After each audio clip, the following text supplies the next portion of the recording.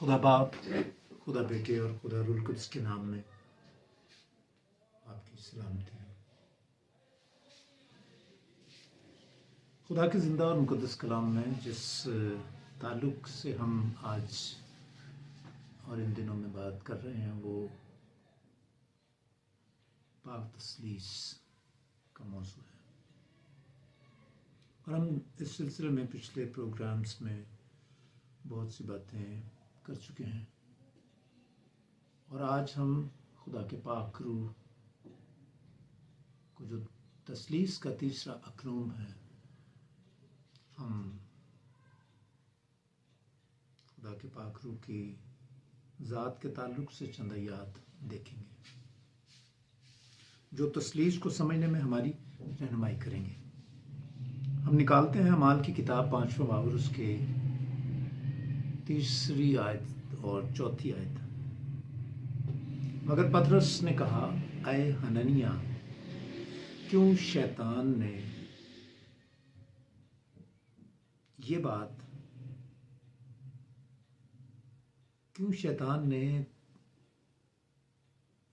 तेरे दिल में डाल दी कि तू रूहुल कुद्स से झूठ बोले और जमीन की कीमत में से कुछ रख छोड़े। क्या जब तक वो तेरे पास थी तेरी ना थी, और जब बेची गई तो तेरे इख्तियार में ना रही?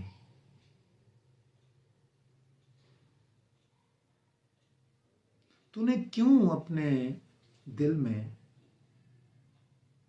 इस बात का ख्याल बांधा? तू आदमियों से नहीं बल्कि खुदा से झूठ बोला।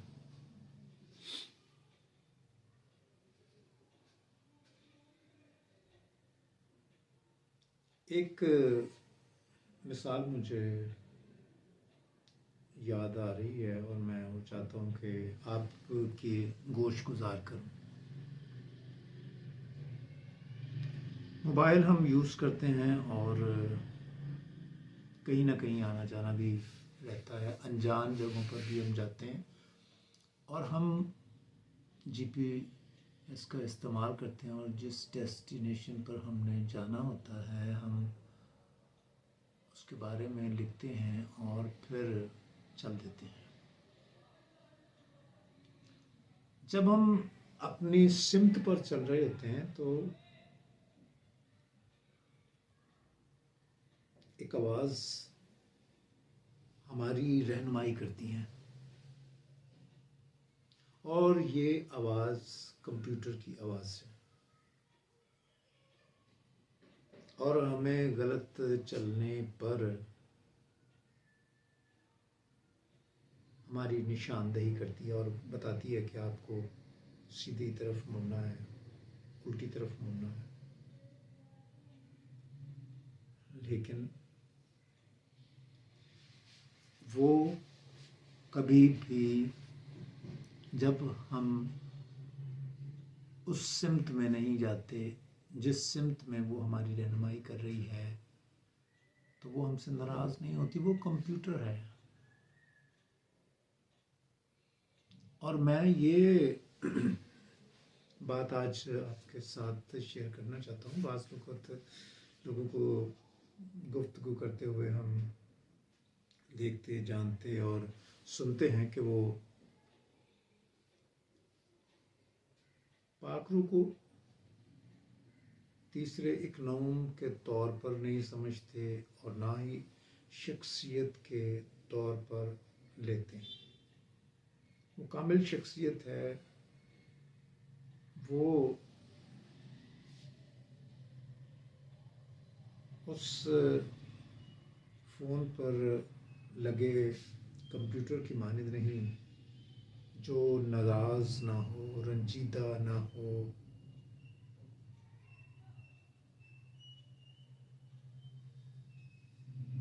लेकिन रूहुल कुद्स की ज़ात के बारे में हम देखते हैं कि जब हननिया और सफीरा ने झूठ बोला तो पतरस ये कहता है, तुमने खुदा के रूह से झूठ बोला। और उसने कहा तुमने ये क्यों प्लान किया है कि तुम खुदा के रूह से झूठ बोलो। और फिर चौथी आयत में, 5वें बाब की चौथी आयत में वो बयान करते हैं कि तुमने आदमियों से नहीं बल्कि खुदा से झूठ बोला। रूहुल कुद्स को खुदा कहता है जैसा कि वो है, और पतरस भी इस बात को बखूबी जानता है। पैदाइश की किताब उसके 6 बाब की 3री आयत में लिखा है, तब खुदा ने कहा कि मेरी रूह इंसान के साथ हमेशा मजामत ना करती रहेगी, क्योंकि वो भी तो बशर है। अब अगर खुदाए पाक रूह एक शख्सियत नहीं तो फिर वो ना मजामत करता है, ना वो रंजीदा होता है, ना वो मामूर करता है। देखिए, हमारे जो अकायद हैं उनकी बुनियाद बाइबल मुकद्दस है जो हमारे पास मौजूद है, और हम इसे सीखते हैं, पढ़ते हैं, जानते हैं, मुनादी करते हैं इसकी। तो हमें इसको फॉलो करना चाहिए। अपने नज़रियात और उन साथियों से जिनसे हम इंस्पायर हो जाते हैं और समझते हैं कि शायद ये बिल्कुल दुरुस्त कह रहे हैं, लेकिन जब तक कोई शख्स, कोई भी मुनाद बाइबल मुकद्दस के हवाला जात नहीं देता, वो अपनी बात को दुरुस्त तस्लीम करवाने के लिए कभी भी जिम्मेदारी के साथ इस बात का ऐलान नहीं कर सकता। एक और हवाला मेरे साथ देखिए, यूहन्ना की इंजील 16 बाब और उसकी 13वीं आयत। लेकिन जब वो यानी रूह हक आएगा तो तुमको तमाम सच्चाई की राह दिखाएगा, इसलिए कि वो अपनी तरफ से ना कहेगा, लेकिन जो कुछ सुनेगा वही कहेगा और तुम्हें आइंदा की खबरें देगा। सुनता है, बोलता है, लेता है और फिर आगे देता है। वो कलाम के उन हिस्सों को, जिस तरह हमने देखा यीशु मसीह ने इस ज़मीन पर आकर कहा कि मैं इसलिए आया हूँ ताकि अपने बाप की मर्जी को पूरा करूँ। जो कुछ बाप मुझसे कहता है मैं उस पर अमल करता हूँ। तो हमें इस बात को कभी नहीं भूलना चाहिए कि रूहुल कुद्स एक शख्सियत है। यूहन्ना की इंजील उसके 16वें बाब की 8वीं आयत अगर हम पढ़ें तो लिखा है, और वो आकर दुनिया को गुनाह और रास्तबाजी और अदालत के बारे में कसूरवार ठहराएगा। खुदा का पाक रूह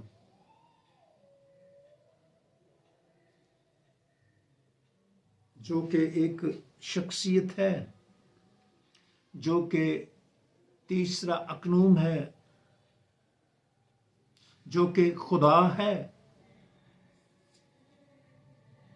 और वो equal to father, equal to son है।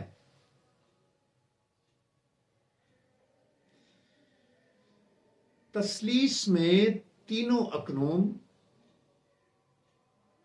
अपने इख्तियार में, अपनी शख्सियत में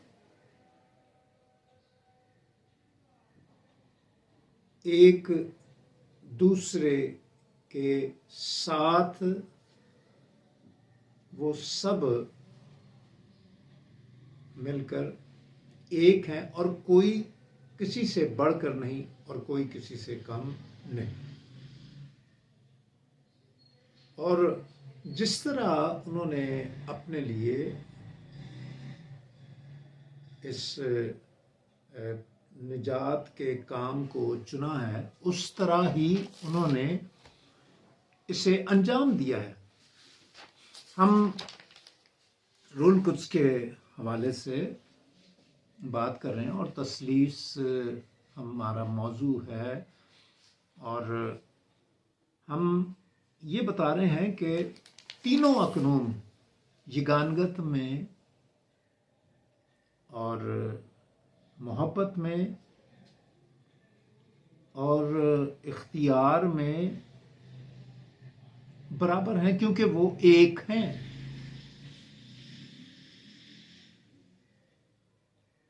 तख्लीक के सारे काम में बाप, बेटा और रूहुल कुद्स हमें नजर आते हैं। अगर कलाम खुदा में से हम पैदाइश के पहले बाप की तीसरी आयत पढ़े तो वहां लिखा है, खुदा ने कहा रोशनी हो जा। यहां भी लफ्ज एलोहीम इस्तेमाल हुआ है। और यूहन्ना की इंजील पहले बाप की पहली आयत में लिखा है, इब्तिदा में कलाम था और कलाम खुदा के साथ था और कलाम खुदा था। सब चीजें उसके वसीले से पैदा हुई।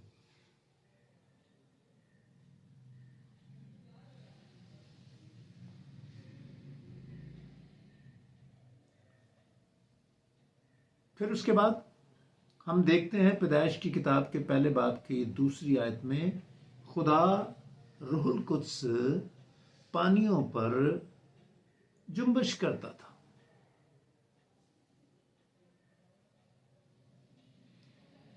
खुदा अपनी जात के हवाले से अपने इस मुकाशफा को, इस भेद को हम पर जाहिर करता है। हमें समझने की जरूरत है, जानने की जरूरत है, पढ़ने की जरूरत है, ईमान लाने की जरूरत है, दुआ करने की जरूरत है, ताकि खुदा इन भेदों को हम पर खोले। तजस्सुम के हवाले से हम यूहन्ना की इंजील तीसरे बाब उसके 16वीं आयत में देखते हैं कि वहां पर खुदा बाप ने अपना इकलौता बेटा दे दिया। उस आयत में यह हवाला दर्ज है। उस आयत में यूहन्ना की इंजील तीसरी बाब की 16वीं आयत में लिखा है, खुदा ने दुनिया से ऐसी मोहब्बत रखी कि उसने अपना इकलौता बेटा दे दिया। और लूका दूसरा बाब और उसकी 11वीं आयत को अगर हम पढ़ें तो वहां हमें ये सीखने को मिलता है कि खुदा बेटा आकर दुनिया में पैदा हुआ, जिस्म लिया। और जब हम देखते हैं लूका की इंजील पहला बाब और उसकी 35वीं आयत, तो खुदा रूहुल कुद्स मरियम पर नाजिल होता है। जिब्राइल फरिश्ता ये कहता है कि और खुदा का रूह तुझ पर साया डालेगा और वो मौलूद मुकद्दस खुदा ताला का बेटा कहलाएगा।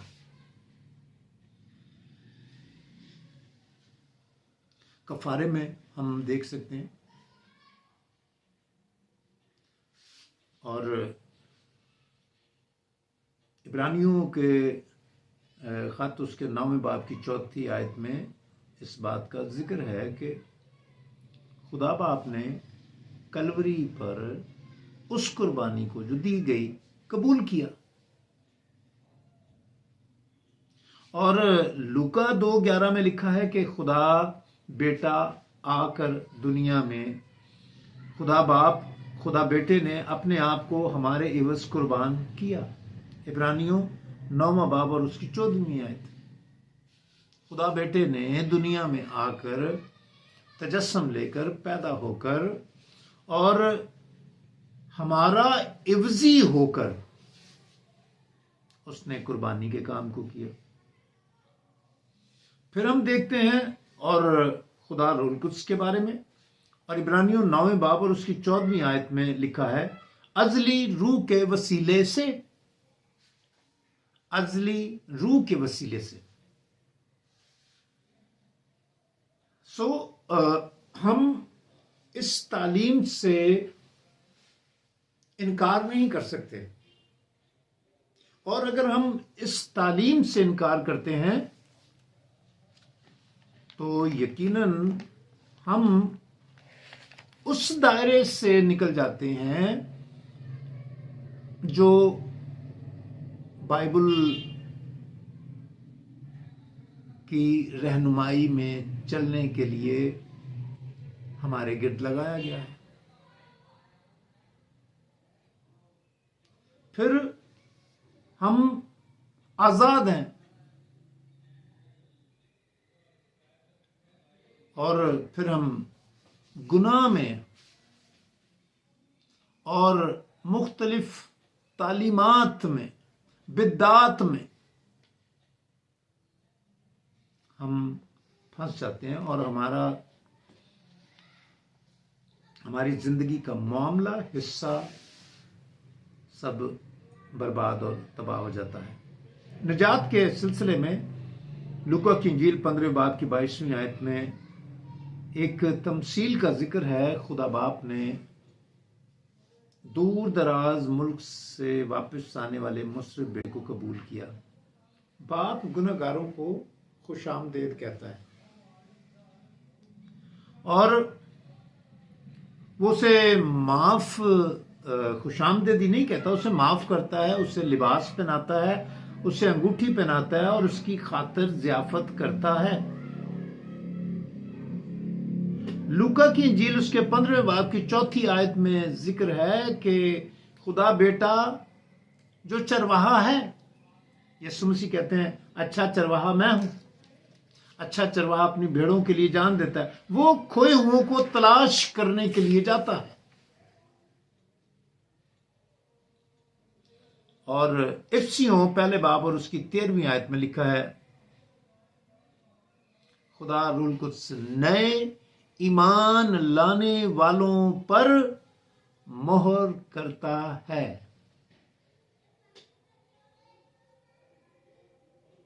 खुदा रूहुल कुद्स से रफाकत में, हमारी मेल मिलाप में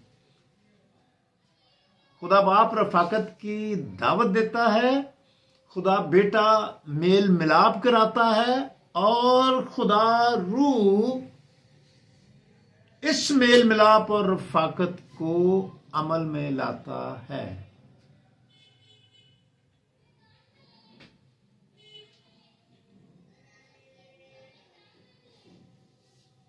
जब हम दुआएं करते हैं तो यीशु मसीह ने हमें सिखाया कि जब तुम दुआ करो तो इस तरह दुआ किया करो।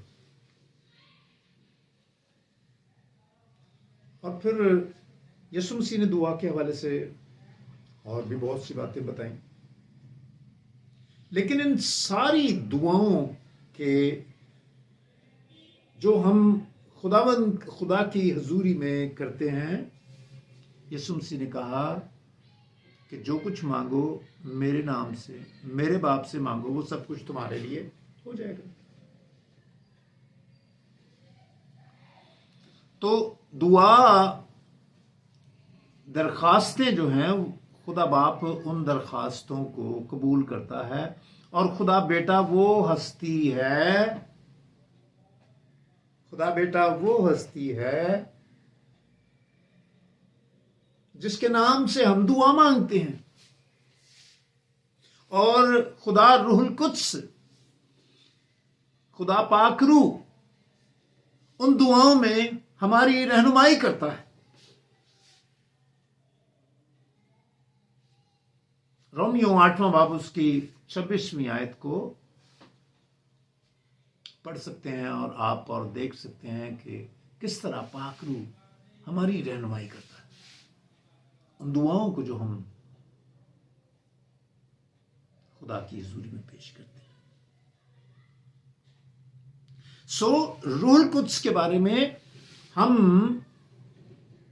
उस इमेज को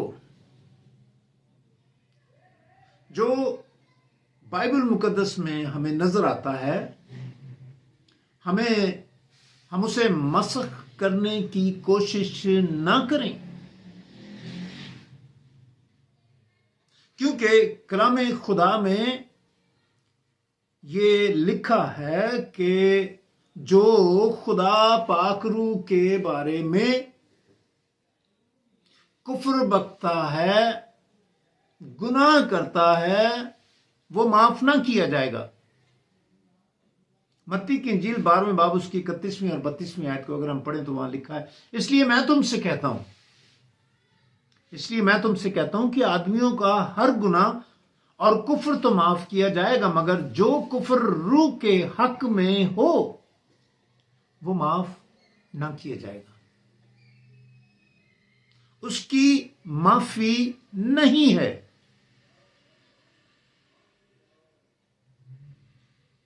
फिर मजीद यीशु मसीह कहते हैं, मगर कोई इब्ने आदम के बरखिलाफ कोई बात कहेगा वो तो उसे मुआफ की जाएगी, मगर जो कोई रूह कुद्स के बरखिलाफ कोई बात कहेगा वो उसे मुआफ ना की जाएगी, ना इस आलम में ना आने वाले में।